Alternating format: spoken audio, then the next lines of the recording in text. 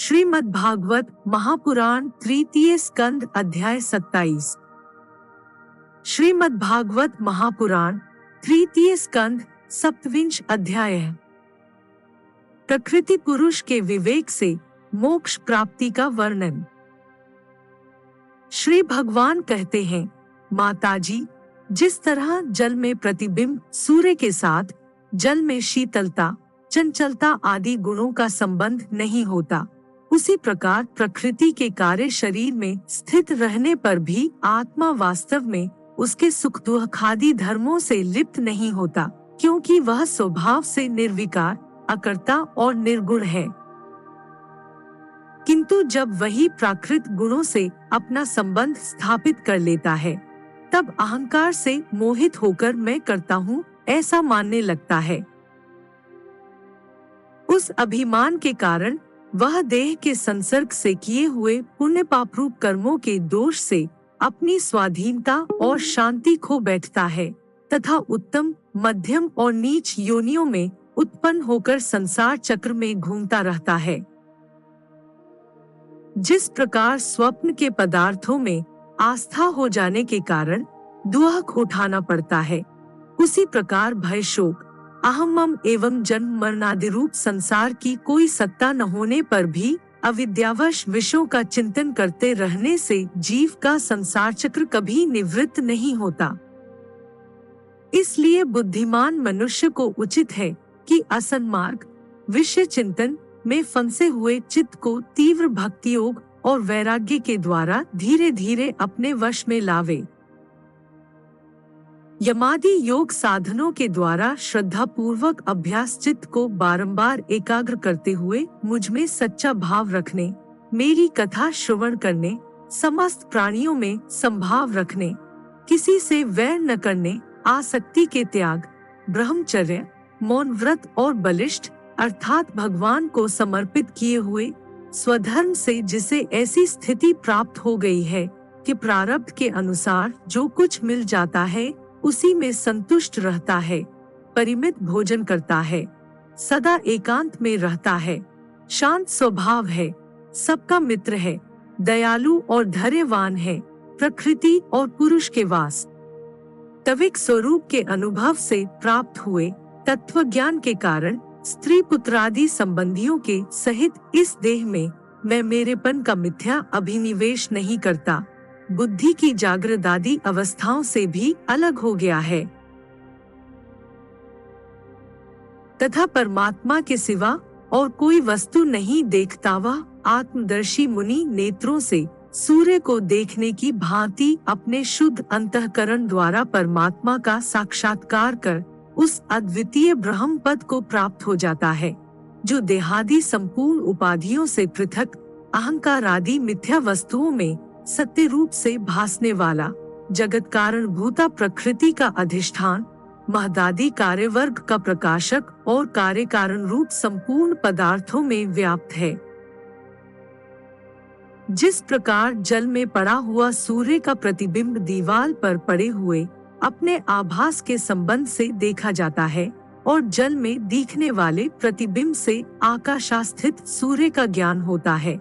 उसी प्रकार वैकारिक आदि भेद से तीन प्रकार का अहंकार दे इंद्रिय और मन में स्थित अपने प्रतिबिंबों से लक्षित होता है और फिर सत परमात्मा के प्रतिबिंब युक्त उस अहंकार के द्वारा सत्य ज्ञान स्वरूप परमात्मा का दर्शन होता है, जो सुषुप्ति के समय निद्रा से शब्दादि भूत सूक्ष्म इंद्रिय और मन बुद्धि आदि के अव्याकृत में लीन हो जाने पर स्वयं जागता रहता है और सर्वथा अहंकार शून्य है।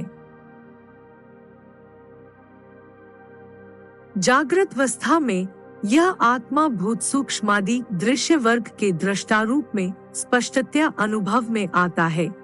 किंतु सुषुप्ति के समय अपने उपाधिभूत अहंकार का नाश होने से वह भ्रमवश अपने को ही नष्ट हुआ मान लेता है और जिस प्रकार धन का नाश हो जाने पर मनुष्य अपने को ही नष्ट हुआ मानकर अत्यंत व्याकुल हो जाता है, उसी प्रकार वह भी अत्यंत विवश होकर नष्टवत हो जाता है। माताजी, इन सब बातों का मनन करके विवेकी पुरुष अपने आत्मा का अनुभव कर लेता है, जो अहंकार के सहित संपूर्ण तत्वों का अधिष्ठान और प्रकाशक है। देवहूति ने पूछा, प्रभु, पुरुष और प्रकृति दोनों ही नित्य और एक दूसरे के आश्रय से रहने वाले हैं, इसलिए प्रकृति तो पुरुष को कभी छोड़ ही नहीं सकती। ब्राह्मण, जिस प्रकार गंध और पृथ्वी तथा रस और जल की पृथक पृथक स्थिति नहीं हो सकती, उसी प्रकार पुरुष और प्रकृति भी एक दूसरे को छोड़कर नहीं जा सकते। अतः जिनके आश्रय से अकर्ता पुरुष को यह कर्म बंधन प्राप्त हुआ है, उन प्रकृति के गुणों के रहते हुए उसे कैवल्य कैसे प्राप्त होगा? यदि तत्वों का विचार करने से कभी यह संसार बंधन का तीव्र भय निवृत्त हो भी जाए, तो भी उसके निमित्त भूत प्राकृत गुणों का अभाव न होने से वह भय फिर उपस्थित हो सकता है। श्री भगवान ने कहा, माताजी, जिस प्रकार अग्नि का उत्पत्ति स्थान अग्नि अपने से ही उत्पन्न अग्नि से जलकर भस्म हो जाता है, उसी प्रकार निष्काम भाव से किए हुए स्वधर्म पालन द्वारा अंतःकरण शुद्ध होने से बहुत समय तक भगवत कथा श्रवण द्वारा पुष्ट हुई मेरी तीव्र भक्ति से, तत्व साक्षात्कार कराने वाला ज्ञान से, प्रबल वैराग्य से, व्रत नियम आदि के सहित किए हुए ध्यानाभ्यास से और चित्त की प्रगाढ़ एकाग्रता से पुरुष की प्रकृति अविद्या दिन रात क्षीण होती हुई धीरे धीरे लीन हो जाती है। फिर नित्य प्रति दोष दिखने से भोगकर त्यागी हुई वह प्रकृति अपने स्वरूप में स्थित और स्वतंत्र बंधन मुक्त हुए उस पुरुष का कुछ भी नहीं बिगाड़ सकती। जैसे सोए हुए पुरुष को स्वप्न में कितने ही अनर्थों का अनुभव करना पड़ता है, किंतु जग पड़ने पर उसे उन स्वप्न के अनुभवों से किसी प्रकार का मोह नहीं होता, उसी प्रकार जिसे तत्व ज्ञान हो गया है और जो निरंतर मुझ में ही मन लगाए रहता है, उस आत्माराम मुनि का प्रकृति कुछ भी बिगाड़ सकती।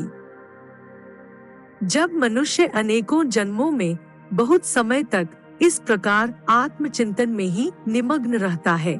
तब उसे ब्रह्मलोक पर्यंत सभी प्रकार के भोगों से वैराग्य हो जाता है। मेरा वह धैर्यवान भक्त मेरी ही महती कृपा से तत्व ज्ञान प्राप्त करके आत्मानुभव के द्वारा सारे संशयों से मुक्त हो जाता है और फिर लिंग देह का नाश होने पर एकमात्र मेरे ही आश्रित अपने स्वरूप भूत कैवल्य संगत मंगलमय पद को सहज में ही प्राप्त कर लेता है, जहाँ पहुँचने पर योगी फिर लौटकर नहीं आता। माताजी, यदि योगी का चित्त योग साधना से बढ़ी हुई माया में अणिमादि सिद्धियों में, जिनकी प्राप्ति का योग के सिवा दूसरा कोई साधन नहीं है, नहीं फंसता, तो उसे मेरा वह अविनाशी परमपद प्राप्त होता है, जहाँ मृत्यु की कुछ भी दाल नहीं गलती।